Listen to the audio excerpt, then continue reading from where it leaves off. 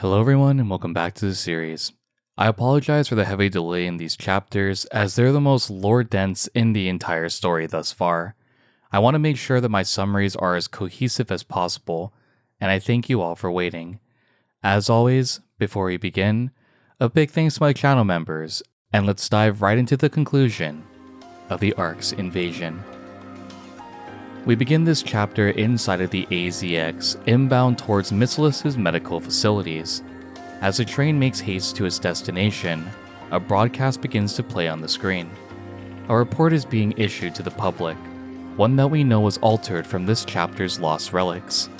In order to reduce collateral, the media is displaying the dire situation as anything but. No casualties from Nikkes or humans are being broadcasted. However, from the horrors of Chapter 23, we all know that it's nothing but a lie. The victims of Uni's meddling, the survivors of the shelter incident, are scattered throughout the train's cabins. Nikkes are still trying to assist the wounded, and amidst all of this, we find Crow silently observing the situation unfold. She locks eyes with a medical staff member before time seems to resume around her. Crow begins to listen to conversations happening throughout the train, whispers of civilians who'd encountered raptures firsthand. Amidst these conversations, there's also people thanking Nikkes for saving them. Though some Nikkes abandoned those in need, others fought valiantly to save the helpless. Both Nikke and human life was lost, and through this, those who were saved can see Nikkes in a new light. Other conversations continue, some of rumors of this invasion being done by Nikkes, to the mourning of countless commanders who died in the line of duty. We have to remember one important detail here. Despite Nikkes being mostly machine, they still have human emotions. There's a Nikke sobbing in the corner, the crushing realization that they stand no chance against the raptures. A mental snap, one all too common in this story. At the center of this pandemonium, Crow silently gets up, making her way towards the end of the cabin. Slipping into a vacant restroom, Crow locks the door and places a bomb in the corner of the stall. Leaving the bomb behind, she passes through several of the train's cabins, a remote control now in her hand. Just like she did before, Crow intends to unleash true hell onto the Arc, and pressing the detonator, she intends to cause more chaos to these poor and innocent civilians. An explosion rings through the AZX. However, no damage can be visibly seen from the makeshift bomb.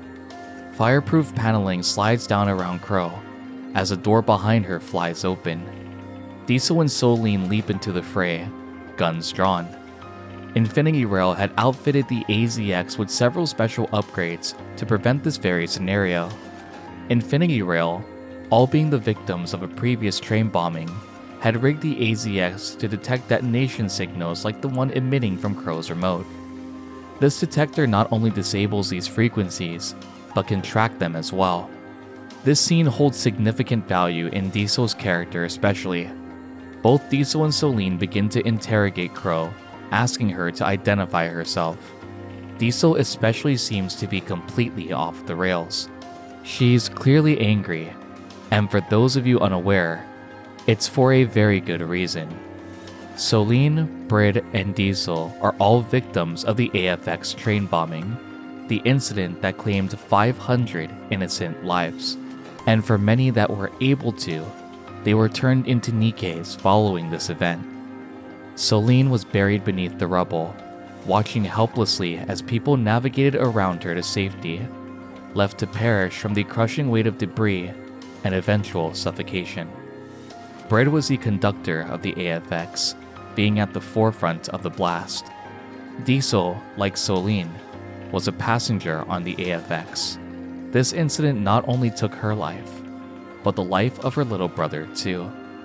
Through Diesel's Bond story especially, we see how deeply these wounds have affected her. They cut deep, and even in modern day, she still cannot come to forgive those behind the bombing. Even subtleties with Diesel's character are a memorial to her brother's passing. The strawberry candies that she gives out to children of the Ark aren't meaningless whatsoever. They're a memento, to her brother who enjoyed strawberry candies and trains dearly.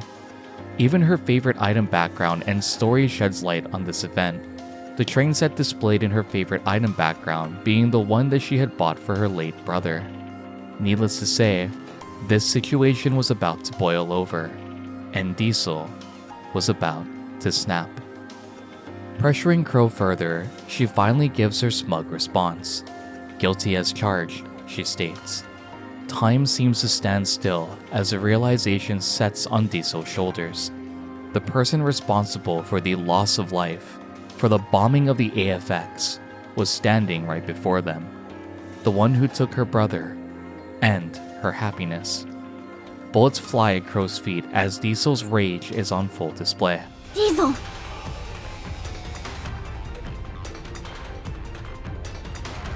So it was you. Damn you! All those people! My brother! You're sick. You people, you all are. Every last one of you. All of Elysian. What are you talking about? Every female who died in that attack was turned into a NIKKE to work for the railway. If that's not in poor taste, I don't know what is. You're all being duped and you don't even know it.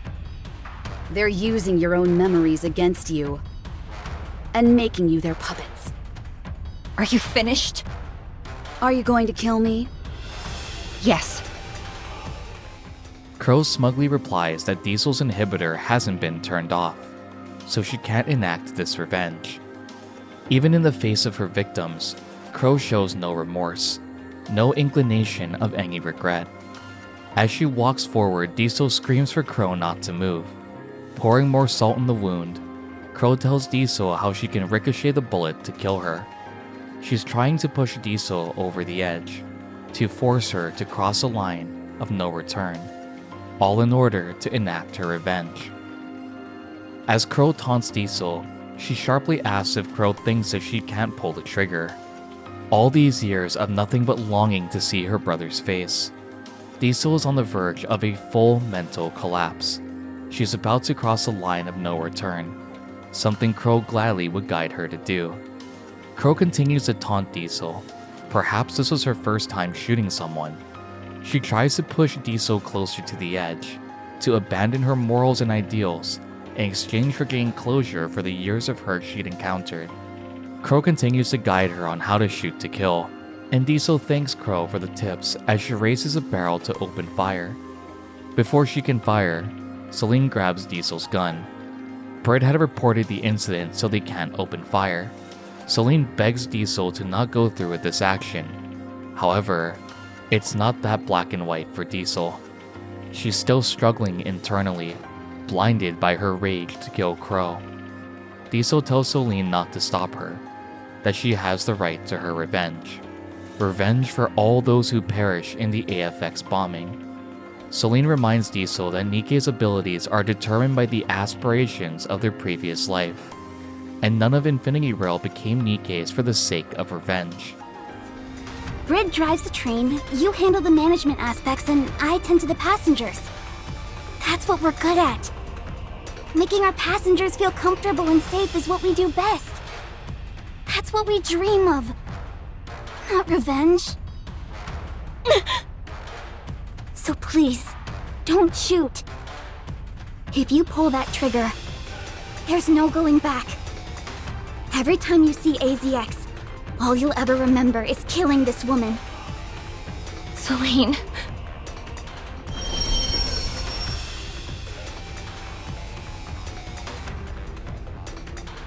If you're not going to pull the trigger, then may I be excused?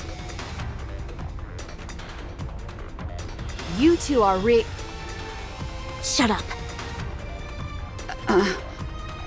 Not another word. Just leave. Don't ever let me see you near this train again. As you wish.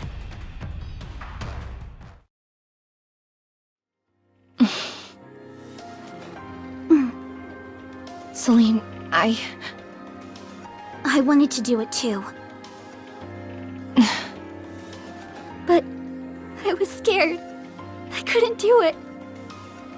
Not only was I scared to shoot, I was scared that you'd do it as well. That's why I stopped you. Diesel, did I do the right thing? Yes, you did. Thank you, Celine. As Crow reconvenes with Viper, she can tell that Crow is a bit agitated. Evidently, they'd hit a small roadblock in their plan, something that is clear from Crow's expression. The two are relying on Jackal to follow through with their orders. If she had, Crow states, she'd be dead by now. Like I've stated previously, Jackal doesn't fully grasp the veracity of this situation. She's simply following orders.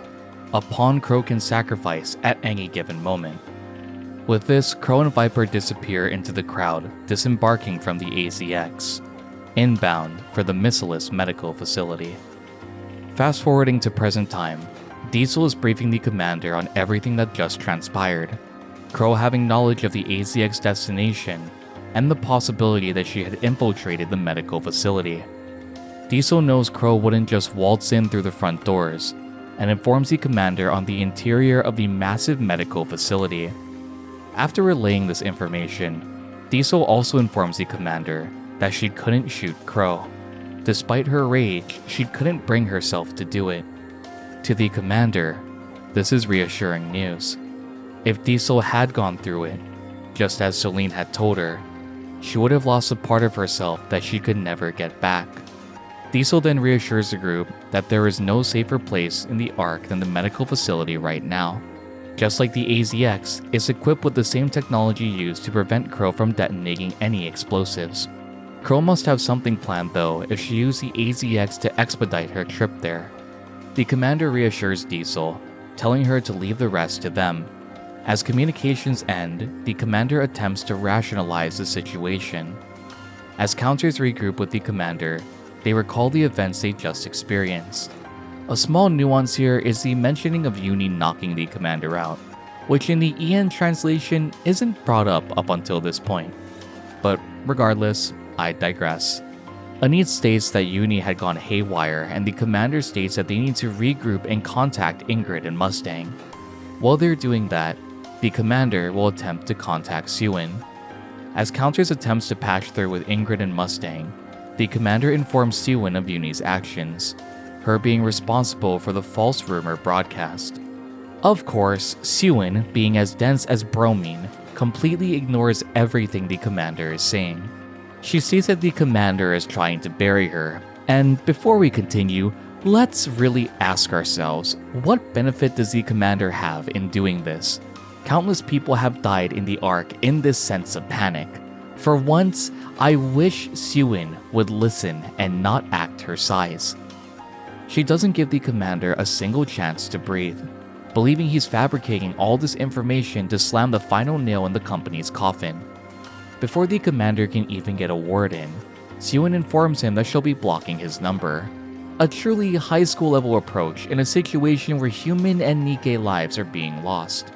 Frantic, the commander tries to type a message warning Sewin of Crow's movements to the medical facility, but lo and behold, the brat beats him to the punch. As the communication with the pint-sized brat ends, Anise expresses her disdain for Sewin's rashness. There is no time to waste though. The group needs to make their way to the medical center as soon as possible. It's their best chance to catch Crow and Viper, ending this manhunt once and for all. Making their way to the medical facilities, the commander tries to make sense of the current situation. Sewin is unaware of Uni and Exotic working together. Their conversation also confirmed that Sewin didn't order Uni to take his Vophouse. Recalling all that transpired, Crow wanted to see the Ark make a choice. That much proves to be true. If this already had been satisfied, then why try to blow up the AZX? And why is Crow heading for the Missilus medical facility? Is she simply buying time? If this were the case, then Viper wouldn't have commented about them being caught too soon. The commander is perplexed, trying to dissect the situation further. If the AZX had been destroyed, it would leave the medical center vulnerable as all manpower would be focused around the injured at the blast site. But why? Why divert all that attention? That's when it all hits him. Uni was ordered to capture Crow by Sewin. However, she's unaware of Uni's involvement with Exotic. Capturing Crow in a secluded location would prove ideal, and thus, Uni will tell Sewin that she apprehended Crow at the medical facility. Using this, she could wipe the slate clean of any damning evidence, all without the watchful eye of the public and from the media.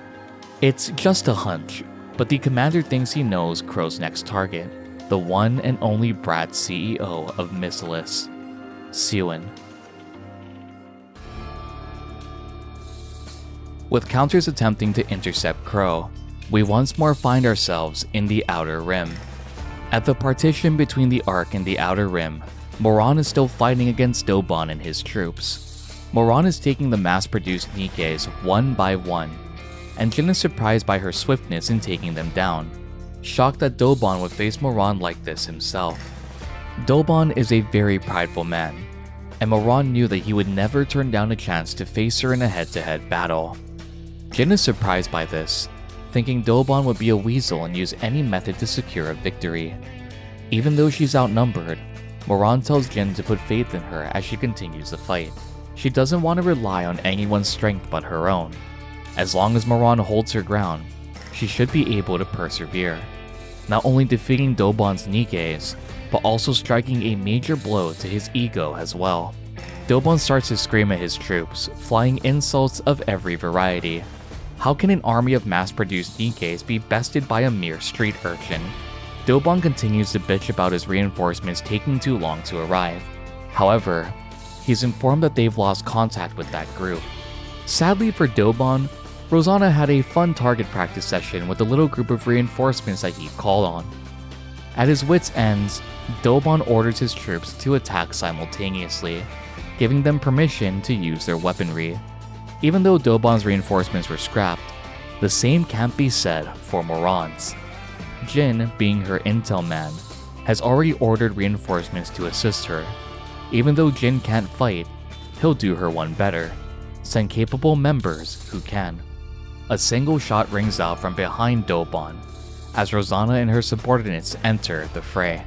Rosanna comments on how easy Dobon's reinforcements were to take out, just as another voice rings out.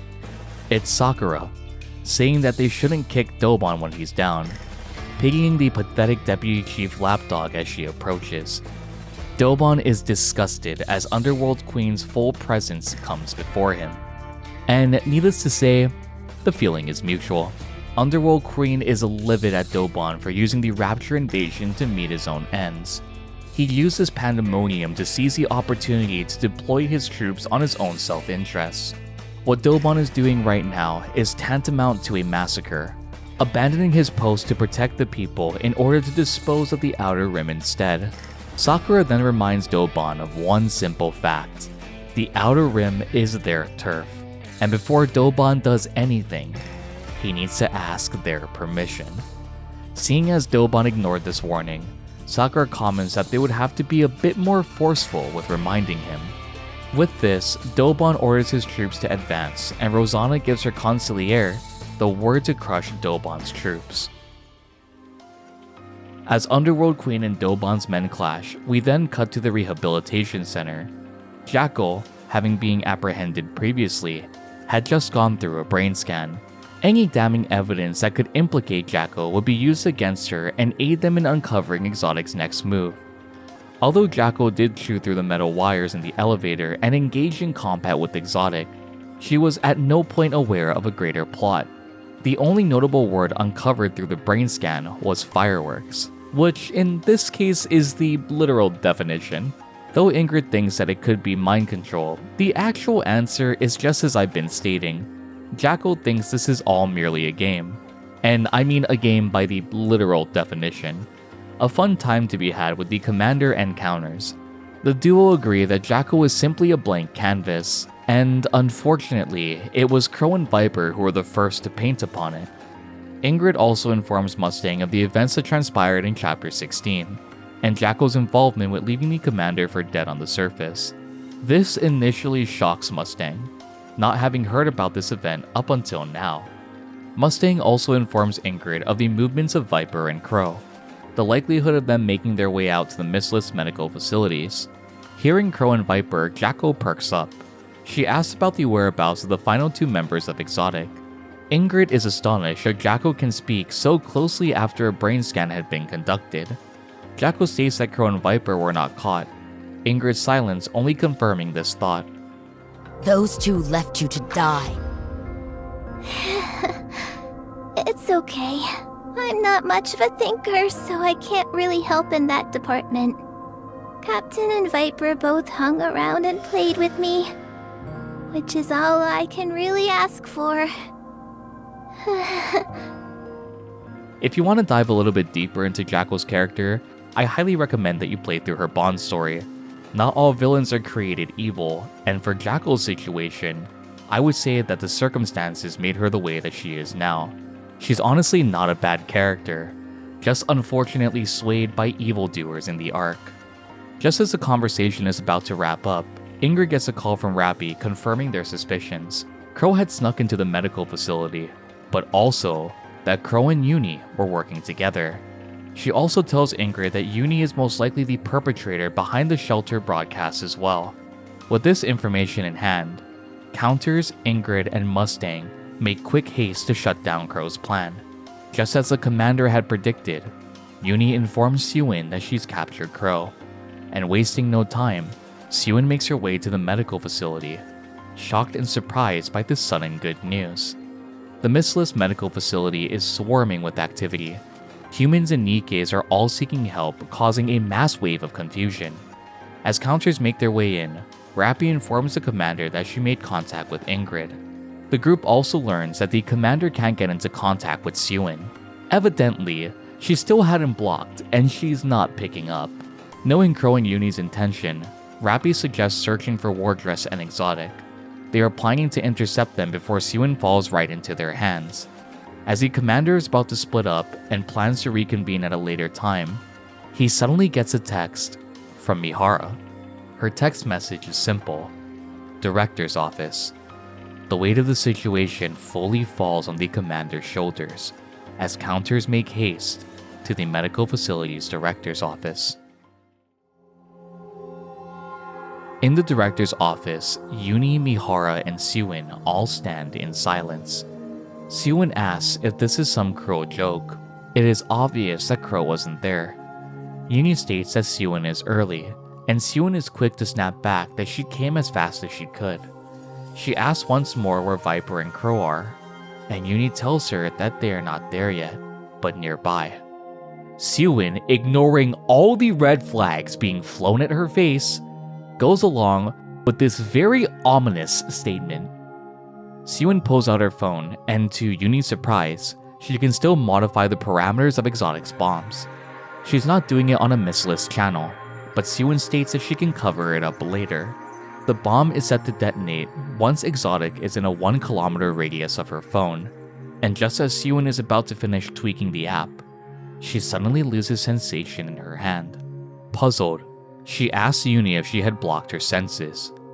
Uni confirms that if Sewin presses that button, Crow and Viper will die. Uni falls silent as we hear another cracking sound. The room suddenly goes black for Sewin.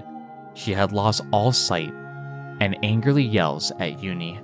Despite all the wrongdoing that Sewin's done in the story, what follows, once more at the hands of Uni, is truly disturbing. Uni! What are you doing?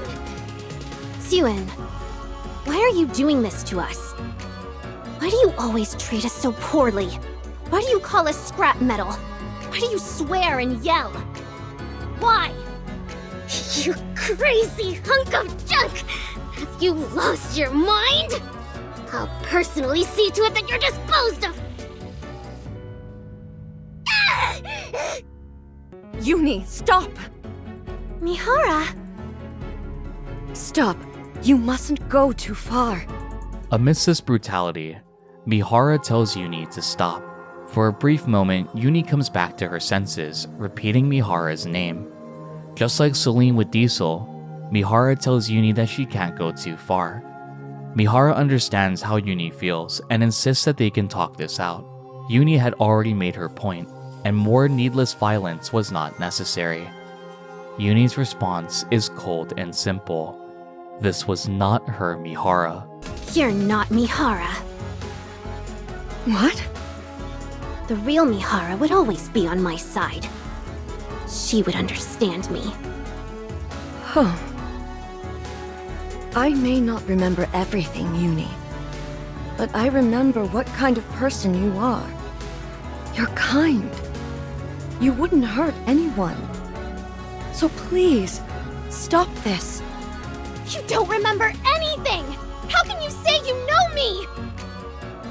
You're an imposter! You're not Mihara! The real Mihara is dead! You're not her! Suen killed her!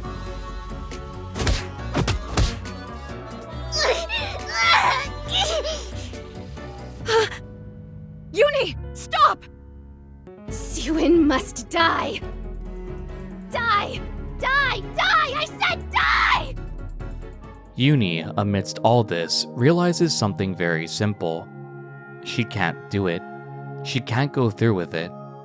Despite this, the commander gave her something that can overcome that. Just as she's about to continue, the commander bursts in, right on time to save Suen from this brutal death. The commander and counters are horrified at the scene before them. Suen is lying on the ground, beaten to a pulp, and Uni is the sole perpetrator. Uni is puzzled that the commander is there, but comes to her diluted conclusion that he's also there to kill Suen too. Suen had made him suffer a lot, and Uni tells the commander that she is there for him. She had made it possible for her not to be able to move or see. She hauntingly states that they can kill Suen together. Rappy, weapon drawn, tells the commander that she has a clear shot. However, the commander tells Rappy to wait. The commander looks to Uni and tells her to stop. She's puzzled and asks why. Why is everyone telling her to stop? She always has to be the one to listen to others' orders. Her anger is finally beginning to boil over. Amidst all this, the commander vows to make sure Suen is delivered to justice and that he'll seek out help for Uni. He'll do everything he can to ensure that. With a light chuckle, Uni tells the commander that he's repeating himself again. The words that he spoke in Chapter 4 were a promise to Uni, one that he couldn't keep. Mihara had her memories wiped and Wardress was ultimately discarded by Suen, seeing them as nothing but failures. As the commander continues to plead with her, Uni shoots herself with the Vophouse bullet.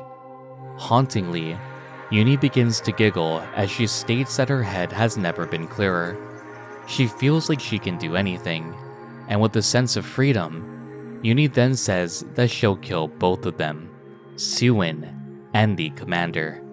Seeing that talking is no longer an option, the commander gives the order to apprehend Uni. This order comes far too late though. Uni is able to block every single sensation in each of their bodies. Due to the high potency of Vophouse, the effects are much stronger on the user. The commander's vision begins to get blurry and his legs fall weak. The counters collapse to the ground in a heap. The commander is unable to move or even speak at this point. His body refuses to move. All the while, Uni is delighted to be able to block this many senses all at once. Uni proceeds to continue beating Suen. However, this time, something doesn't seem right. Suen isn't feeling any pain. Infuriated, Uni looks to Mihara, who had swapped senses with Suen. This enrages Uni, who once more calls Mihara an imposter. She taunts Mihara, saying she knows that it can only last for 10 minutes. Pulling out a gun, she points it at Suen, ready to end the source of her suffering. Suen! Say goodnight! Uni!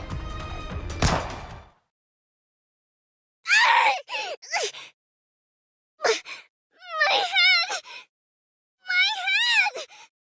It hurts! Help! Someone please! Mihara! Mihara! did you protect Siwon? Why? Mihara! Tell me! Tell me, Mihara, why? What? What?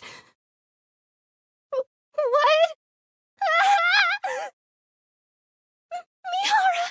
Blood! Your head is bleeding! Who did this? Get it out! Get it out of me! Mihara! Get up, Mihara! Mihara! Be quiet!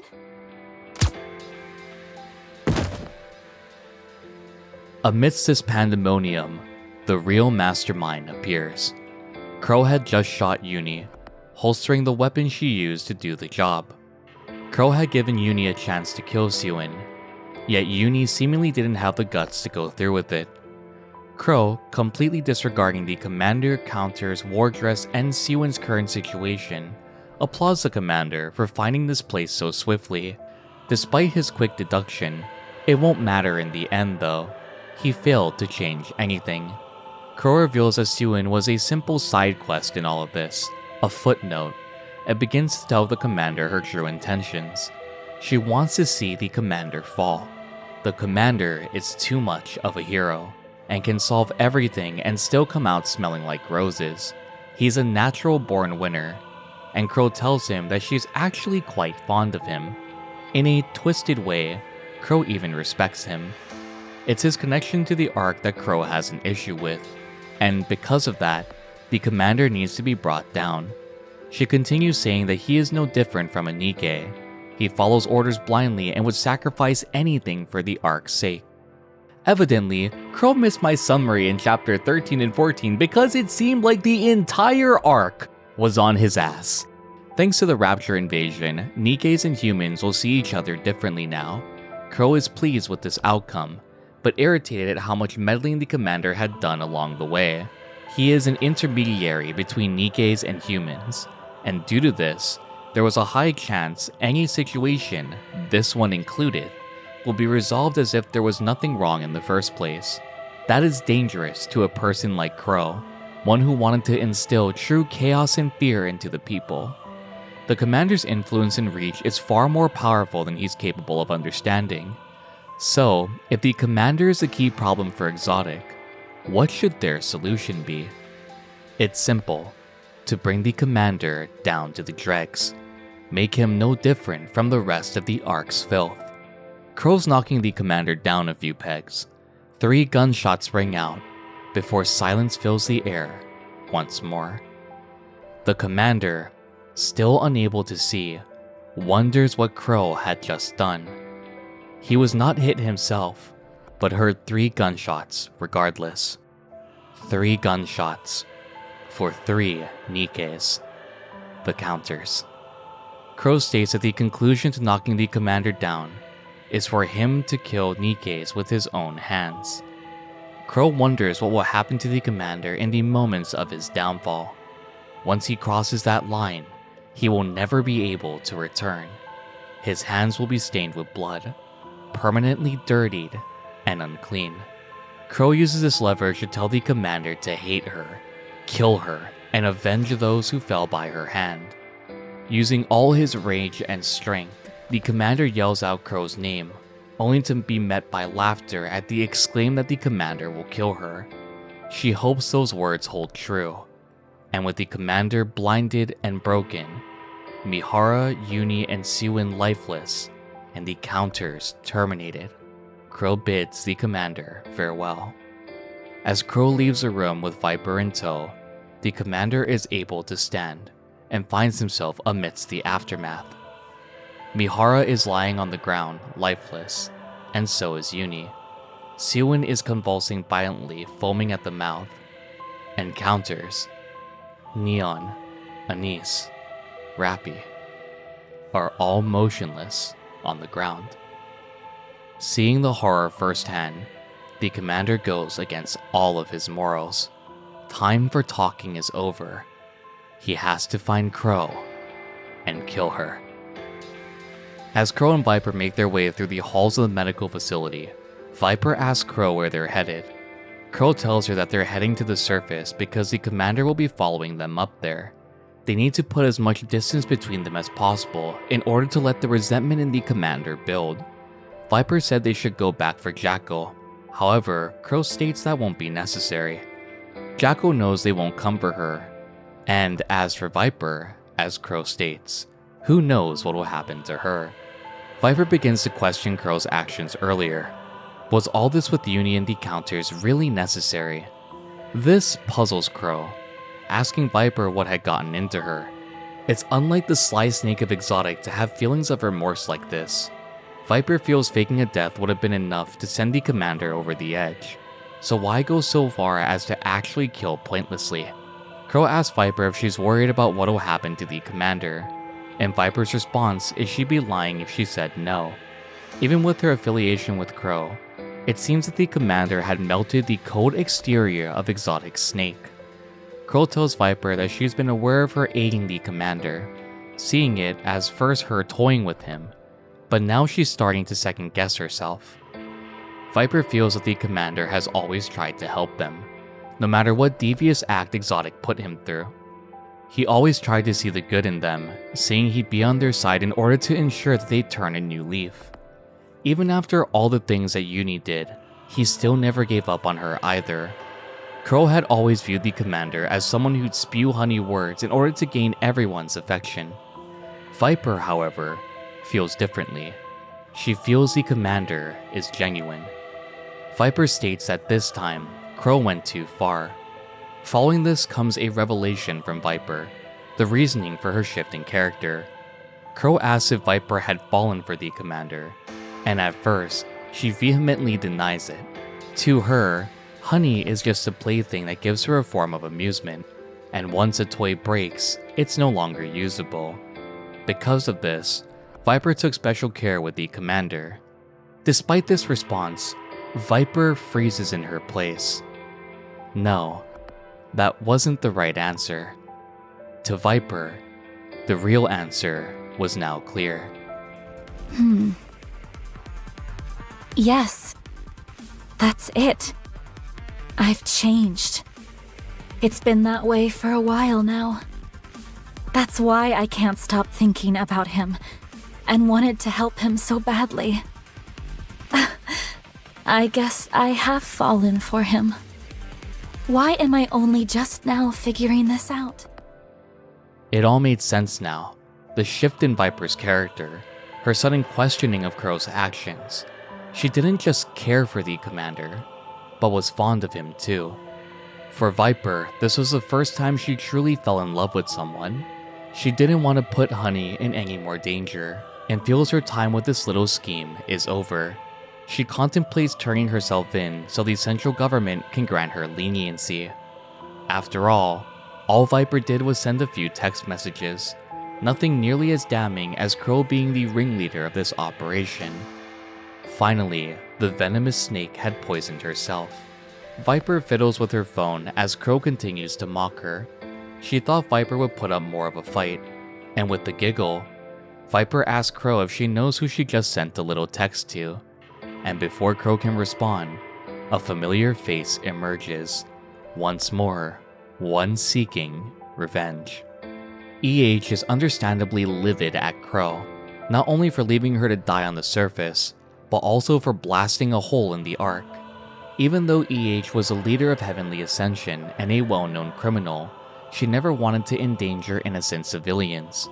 Crow, unfazed by all this, simply states that she's surprised EH has survived this long. Crow flippantly states that she's happy to see EH alive and kicking, but judging by her injuries, she'll probably roll over and die at any moment. EH has had enough of Crow's bullshit and demands to know why she executed this plan. Crow declines to elaborate, simply giving EH the cold shoulder. Thanks to Crow, the entire Outer Rim was about to be exterminated, and half of the Ark lay in ruin. Crow's set of responses to EH here don't even need to be summarized. Just know it's implied that she could give two flying fucks about the deceased. Crow always intended to betray EH, and her loyalty was never under Heavenly Ascension. Even though EH once saw Crow as a comrade, ironically, All Crow can see people as are tools to push her own agenda. The very thing that she accused the commander of being is what Crow herself was. Someone who uses and discards people as she pleases. Putting aside their differences for the time being, Viper offers to help EH. The two gang up on Crow. However, EH's injuries are still too drastic for her to fight at full capacity. Crow keeps taunting her, saying all they have to do is wait a little longer and she'll roll over and croak. Before that happens, EH is fully intent on killing Crow with her own hands. ARC troops will descend on their location soon, seeing as they dispatch most of the wandering raptors in the ARC. Knowing this, Viper prepares a full surrender. Before EH can kill Crow, someone else emerges, one that has the same hatred in his eyes for the mastermind of the ARC's invasion. It's the commander, and this time, his demeanor is cold and his eyes ablaze with anger. Viper happily approaches the commander, relieved that he had joined them, but this time, the commander gives Viper the cold shoulder. Viper tries to get through to the commander, advising him not to kill Crow and instead turn her into the authorities. Even if her intentions were pure in this instance, she's deceived the commander one too many times for him to trust her. She never does anything for free, and it's not different this time around either. She wants the commander to put a good word in for her and reduce the possible harsh judgment that she received by Enoch. The commander coldly asks Viper what scheme she's conducting this time, and Viper tries to tell him that there's no trick. She's willing to surrender and hand over Crow. This time, there's no deception, no deviation, but understandably, the commander can't come to accept that. For the first time, we see the words sting Viper as the commander brushes her off. The venomous snake had finally felt the pain she'd inflicted on many before. The commander pushes her aside, and Viper locks arms with him. He can't kill Crow. He can't cross that line of no return. The commander simply tells her to let go. Even if she means well in this moment, the commander can't be too careful. If the commander's words didn't sting, his next response surely did. After he's done with Crow, Viper is next. The scene then transitions to the hospital room. Ingrid is with Siwon, who is recovering from the brutal beating that Uni had given her. Siwon still isn't faring too well due to the sensory swap between Mihara and Siwon.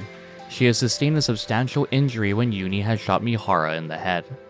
It'll take some time for Siwon to recover, and before she can regain mobility freely. Understandably, Siwon is agitated, but her condition will only worsen if she stresses herself further. Ingrid informs Siwon of their current situation, that the commander is chasing down Crow and Viper. As for Wardress, they have been taken to the repair center for the time being. Siwon vents her frustration as she fumbles for her cell phone. With trembling hands, she opens the detonation app, but before she can activate it, Ingrid attempts to intercept her. Through the struggle, Siwon cries out, realizing she had detonated the wrong caller. Back in the halls, Viper is still trying to plead with the commander, doing all she can to try and show him that she's sorry for everything she'd done. However, for Viper, it seems that her time had finally ran out. Wait, this is... So, this is how it ends.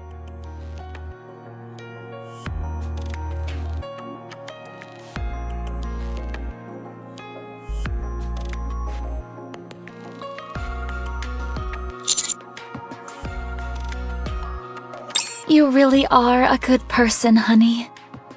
Even now, you want to help. It would have been nice if I'd known someone like you earlier and recognized what I was feeling.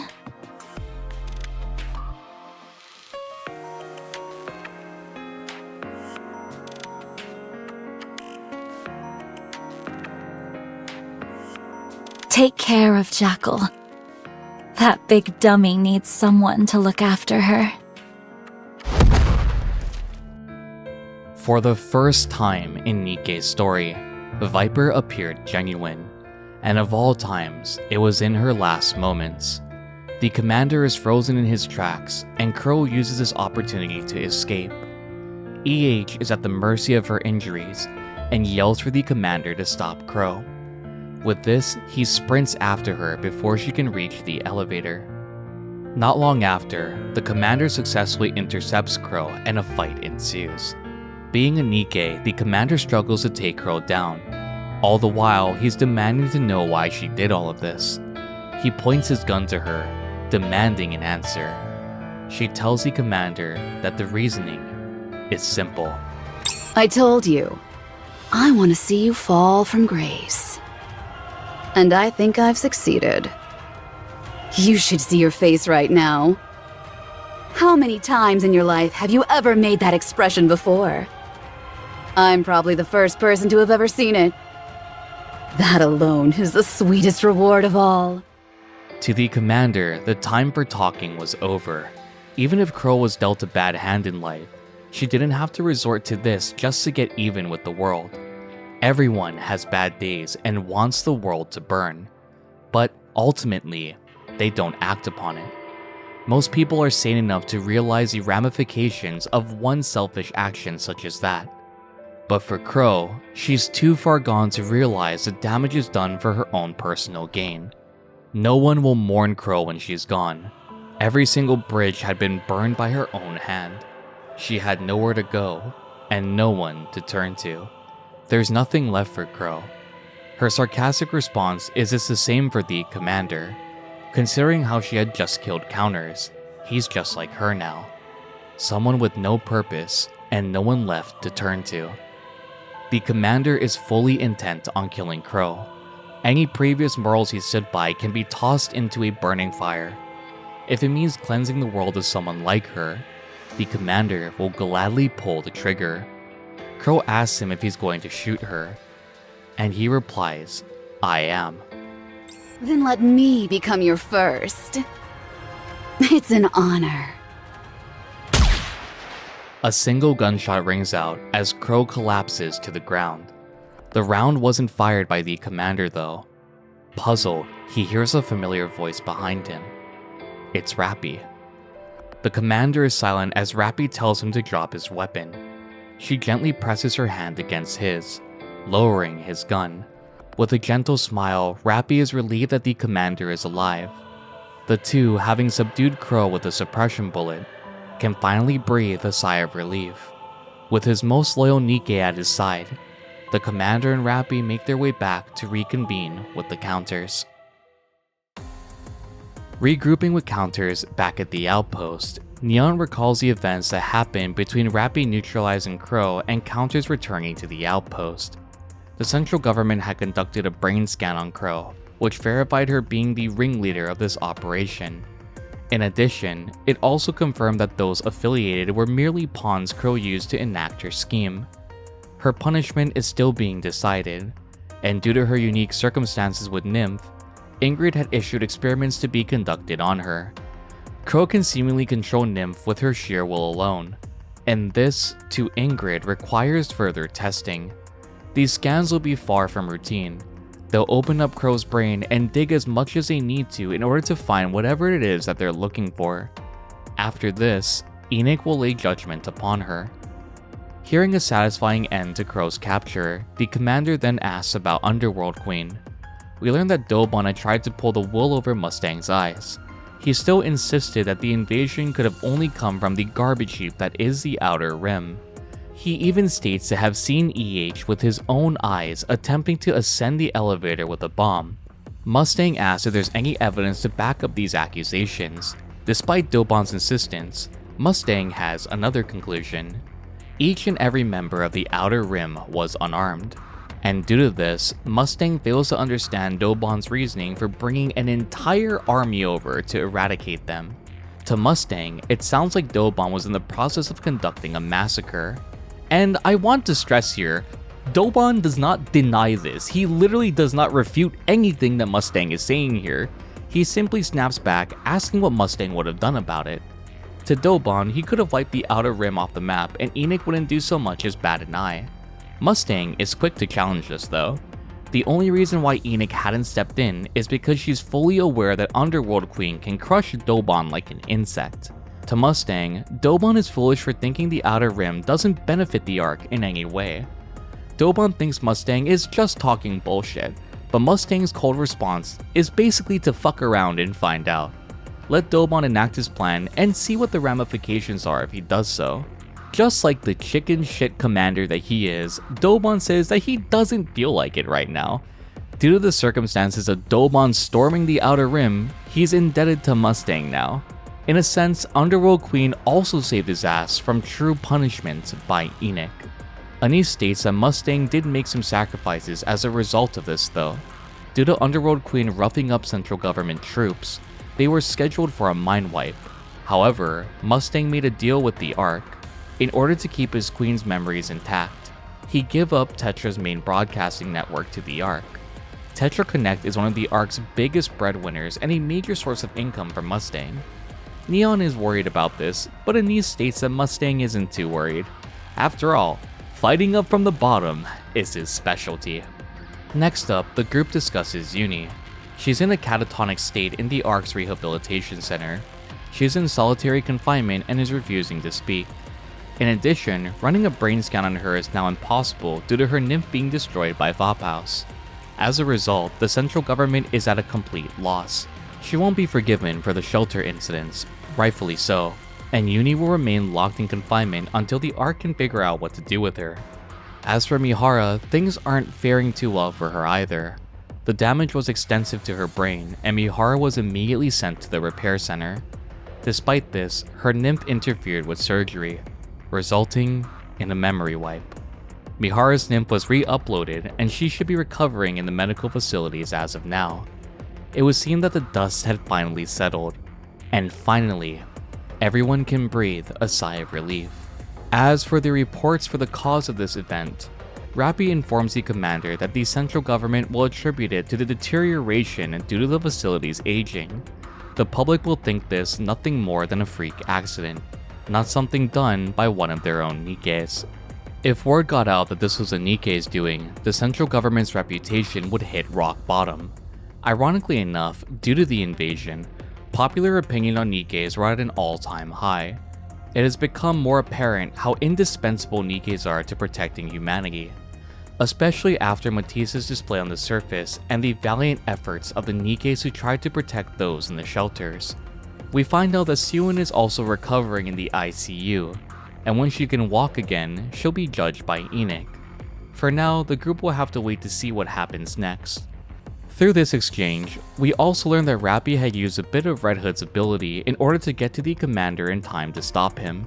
Despite his irrational actions, Rappy can find forgiveness for him. It was a moment of high emotion, and she doesn't resent the commander for acting the way that he did. She's only happy that she was able to stop him before it was too late. With this, the group makes their way to Ennikke's chamber. Back at the medical facility, Ingrid stands over the bed of a badly injured Elijah Harper. It's clear that the two of them have known each other for some time. Evidently, EH isn't faring too well, and her time is swiftly running out. She has a mere 2 days left to live, according to Ingrid. With this information, EH has a request for her. She wants to atone for what she had done during her time as a human, for all the fear people felt by her command.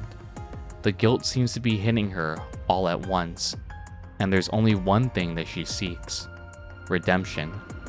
She wants to become a Nikke, and hearing this news, Ingrid vows to do what she can to make the necessary preparations for this to happen. So, Crow has been captured, and Viper is blown to bits. But what about Jackal? We find her in the Outer Rim, laughing alone. In a sad way, it's her form of coping with losing her friends. As she continues to mope, one of the biggest twists in this chapter plays out. What's the fun of laughing alone? Want me to join you then? Huh? Viper! Hey there, kiddo. How you holding up?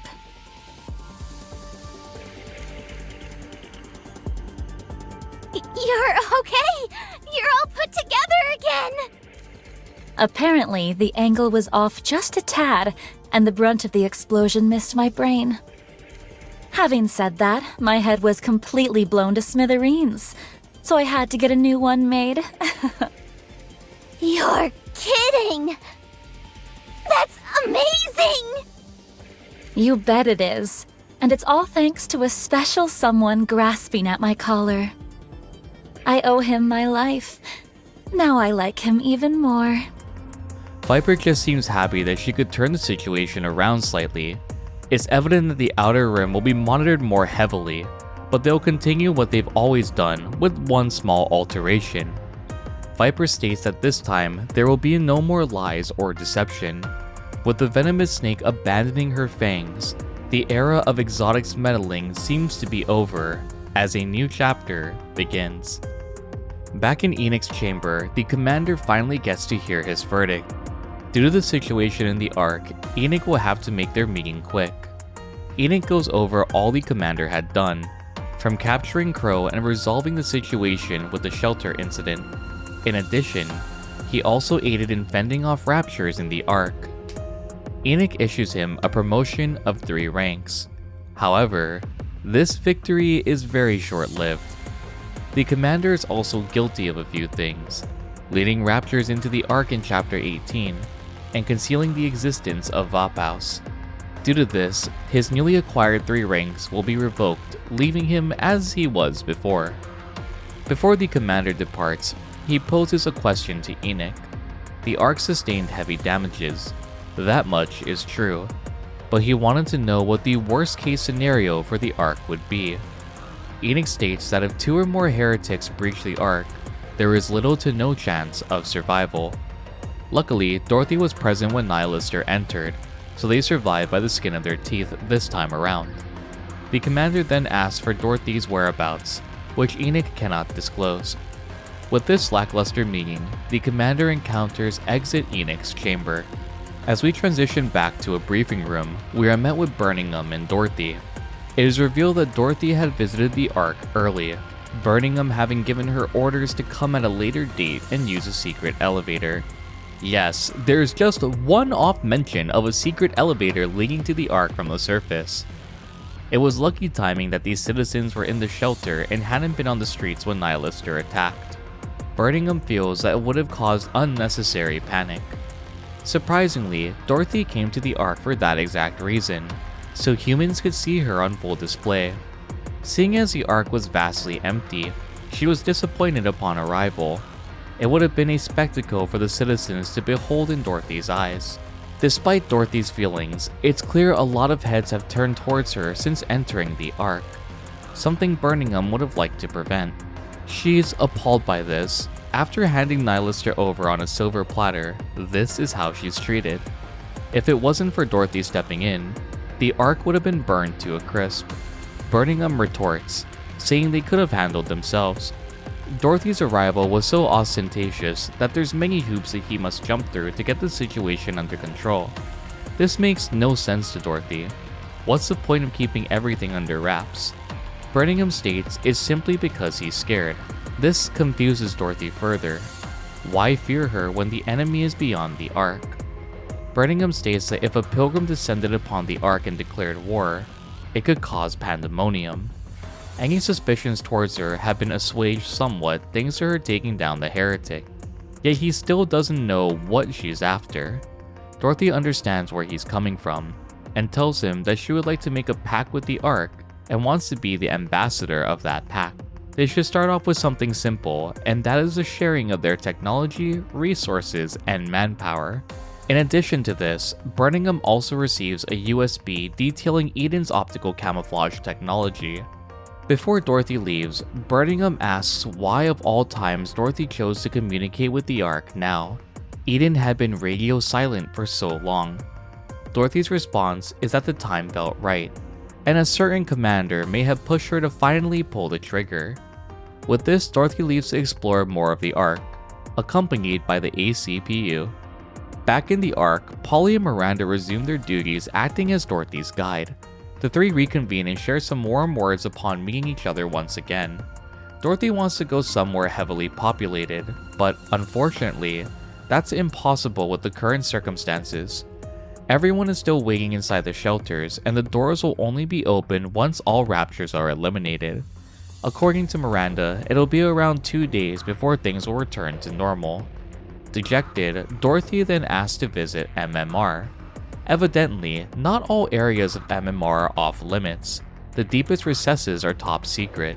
However, the surface floors are open for general visitation. Without hesitation, Polly and Miranda lead Dorothy to MMR. Upon arriving, it's clear that Dorothy had a purpose for coming there. She remarks that this is a place where Cecil used to work. Yes, Cecil, the brilliant researcher who fled the Ark, who developed Eden's technology. She was once a researcher of MMR. Polly and Miranda give Dorothy a generic tour of the Ark's technology and experimental pieces. Walking around, Dorothy notices a tightly shut metal door. Polly informs her that the door leads to the deeper recesses of the facility, and that's where the Ark's core technology is stored. Due to this, access is only granted to a select few individuals. As the tour continues, something appears to be off with Polly and Miranda. While touring the second floor, Miranda becomes groggy as Polly feels a strange feeling wash over her. Before fainting, Polly advises Dorothy to get out of MMR. Even though this may seem like a scheme by Dorothy, trust me when I say this, it's anything but. Polly and Miranda aren't dead, but just unconscious. Something had depleted their energy, or had knocked them out in the air. Dorothy suddenly hears some buzzing noises as an arc of electricity flies by, the machines in MMR instantly losing all power. Dorothy quickly finds the culprit of the situation. The alpha particle concentration in the facility is through the roof. All circumstances say that this should not be the case. Dorothy decides to head back to the door leading to MMR's lower floors. The concentration of alpha particles near the door are enough to even make Dorothy lose motor control. Dorothy takes hold of the door, ripping it apart with her bare hands. As she enters the inner facility, it's quiet. Too quiet for Dorothy's liking. Dorothy sees several Nikkes lying on the ground motionless. Whatever happened to Polly and Miranda seems to have affected them as well. She then stops in her tracks, seeing Nihilister in the center of the room. Beside her lay an Atlas cage that once contained her. Nihilister had melted it from the inside, the once inescapable prison now reduced to a puddle. Evidently, Nihilister had planned all of this. Her capture, the Ark taking her in, the imprisonment in the Atlas cage. As Nihilister continues her monologue, Dorothy notices the twin dragon heads are gone. Nihilister's weapons are nowhere to be seen. Puzzled, Dorothy demands an explanation. Nihilister flippantly states that Dorothy is dumber than she looks, and before Dorothy can formulate a response, a sharp metallic pang rings through MMR. Tentacles spring forth from another Atlas cage. Nihilister states that she needed to feed them so they grow big and strong.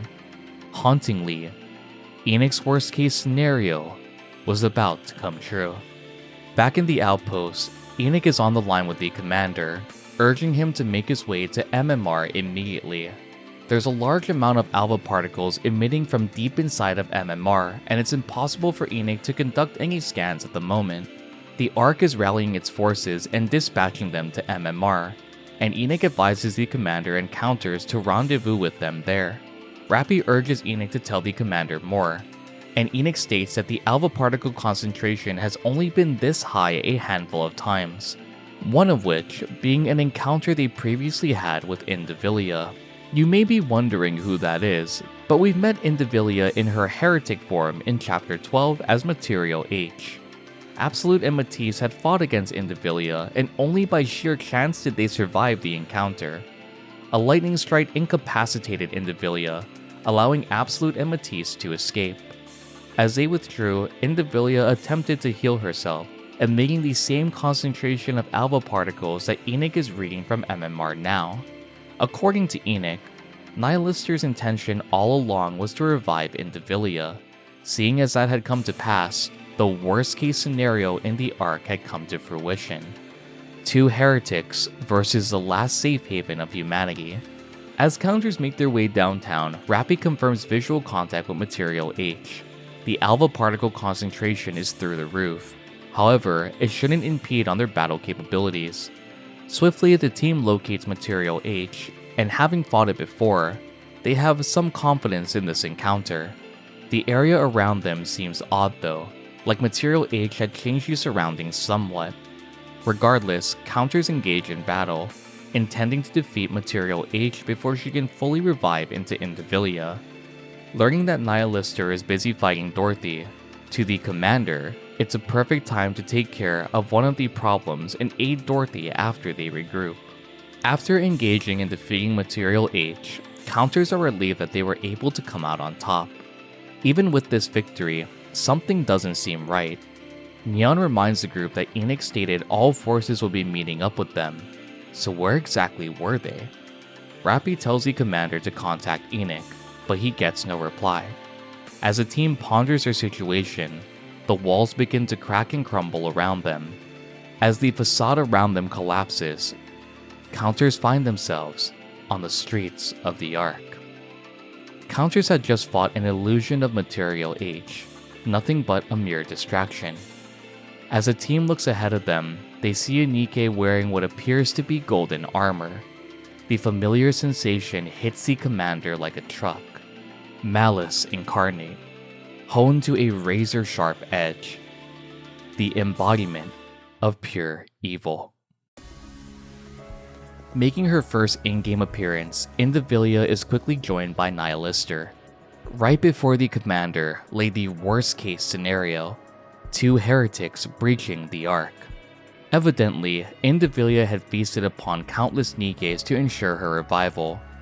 Remember, when Material H was first studied, it absorbed countless NIKKEs, breaking them down to only useful components. It didn't help that the Ark had dispatched a large quantity of NIKKEs to take care of Indivilia either, practically a buffet for her to fully regain her strength. Without warning, the group suddenly hears the wisp of an object flying through the air. Before the commander can even blink, Anise and Neon are bisected. It would appear that Indivilia had undergone a form of evolution with her revival, surprised that she can wield a blade rather than a mere tentacle. The commander is in shock as Rappy tries to snap him out of it. Anise and Neon aren't dead so long as their brains remain whole. For now, they have to deal with the problem at hand, the 2 heretics who've invaded the Ark. The commander patches through to Enix to get any viable information. However, no such records exist on Indivilia. The best Enix can do is dispatch Absolute and Matisse to their location. There's only one problem. It would take them 20 minutes to get there on foot. Even if they did act as support, Enix still cannot guarantee victory. There's only one player missing amongst this chaos, Dorothy. Enix informs the commander that Dorothy had set up a sniper nest 1 kilometer away. Just then, the commander hears a shot ring out, aimed at Nihilister and Indivilia. However, something would suddenly block Dorothy's shot. Good to see you, human. Meeting you in the Ark brings back memories. How are things? Have you been well?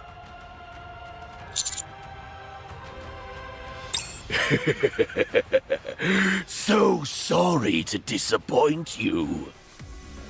Chatterbox had also emerged. For those of you unaware, he was being kept in MMR following the events of Chapter 13. Upon Snow White defeating him, the Ark had placed him under lock and key. Chatterbox decides to get chummy with the commander, but before he can get too close, Dorothy lands beside him. It's a 3-on-3 battle, the fate of the entire Ark hanging in the balance. Dorothy tells Rappy to cover her while she buys them some time, but Rappy has another idea. She tells Dorothy to cover her instead. Patching through to Enix, Rappy asks for the nearest location of an ejection elevator. Enix advises against this plan, but at this point, they're out of options. It's possible for this plan to succeed. Rappy tells the commander that he'll need to find her once this is all over. And with that, Rappy unleashes her trump card. Inputting liberation code. Operating level increasing to limit of sub-generator. Secret body. Activate!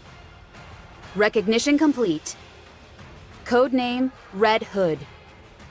Fully active. 10 minutes remaining. After that, control must be transferred to another host. More than enough time. What is that? Time to finish this.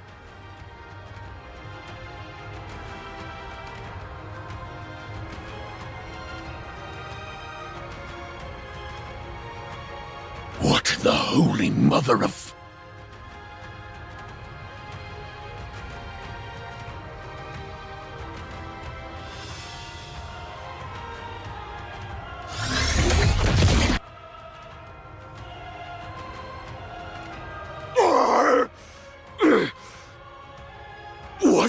What is this? As Rappy engages, now under Red Hood's power, it's clear that there is hope of coming out victorious.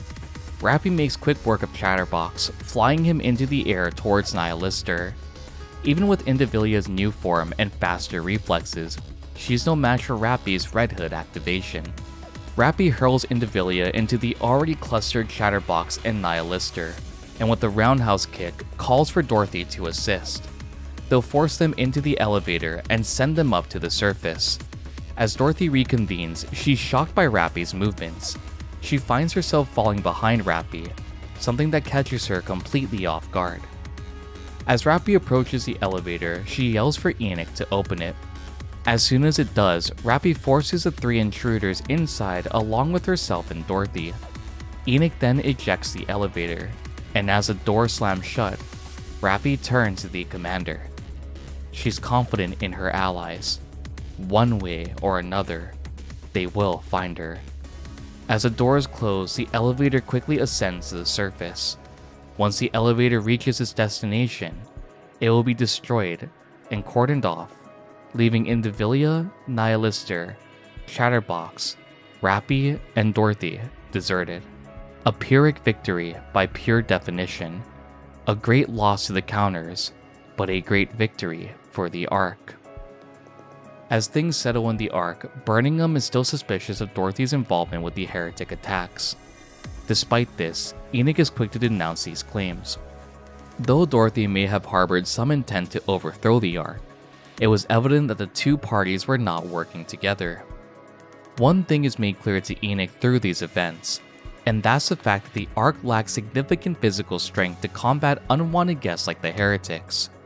Due to this, Enoch tells him that she'll be making an elite NIKKE squad of her own design, one's meant to be humanity's strongest and last defense. In Ingrid's office, the commander learns that Anise and Neon are recovering from their injuries. Despite this good news, he also learns that they're unable to track the whereabouts of all those ejected from the elevator. Ingrid surmises that the commander will venture to the surface and find Dorothy and Rappy, which he affirms. The commander also deduces that Rappy's final words to find her were more than just finding her on the surface. Ingrid cannot confirm nor deny these claims, saying that information regarding Rappy and her current situation could topple the Ark on its head. She does state that if they do happen upon it, to give her a call, and then she can provide assistance to them. Having some inclination of where to start, the commander takes this information and sets his sights on the surface. As the commander sets out, we then see Enoch and Siwin in her chamber. She's pressed for time, and Siwin urges Enoch to get on with her judgment so she can leave. Evidently, the brat still hasn't learned that her actions have just consequences, and despite the beating she took from Uni, she still did things that were also reprehensible. Enoch begins to list Siwin's wrongdoings, how she intentionally lured raptors into the Ark for the benefit of Missilis, her inability to care for her own squad, this being exotic, and preventing the attacks on the Ark. Siwin personally attempted to destroy exotic squad members in order to cover her tracks as well. Lastly, she neglected her own Nikkes, being Wardress. Based on these facts, just like the commander, this is a unique case. After a short while, Enoch comes to her verdict.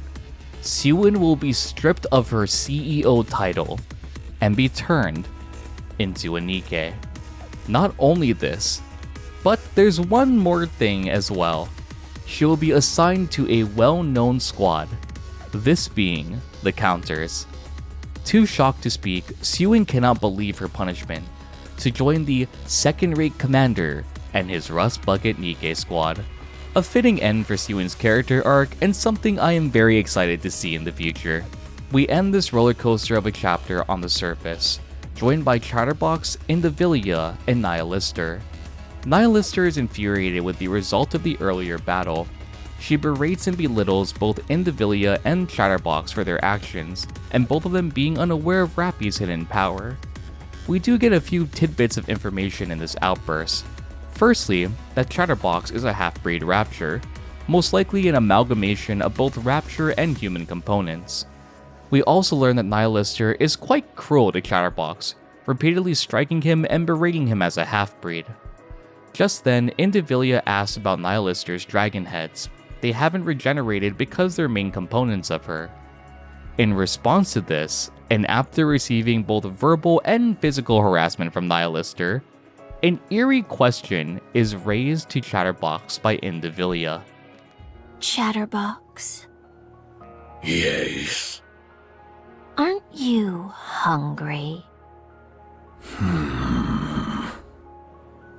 Actually, now that I think about it, I am a little hungry.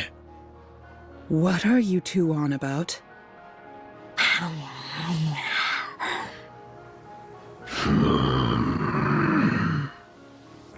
Don't you dare! Stay back!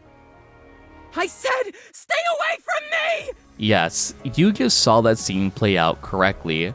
Indivilia and Chatterbox had begun to devour Nihilister. With Nihilister seemingly devoured, we transition one last time, ending this chapter off with Rappy. She's staring blankly into space as tendrils of smoke leak out from her body. Suddenly, the smoke dissipates and Rappy collapses to the ground, her body completely spent for using her secret ability.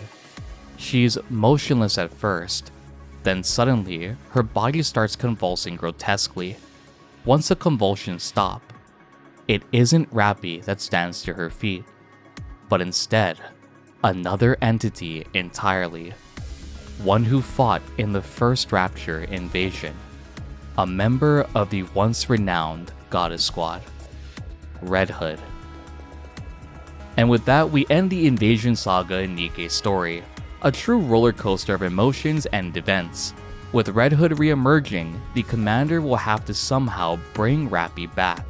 But the only question is, will Red Hood allow him to do so? How did you enjoy this chapter, and what was your favorite part of this roller coaster of a ride? Be sure to let me know in the comment section down below. Merry Christmas, Commanders, and I hope you all have a happy holiday season.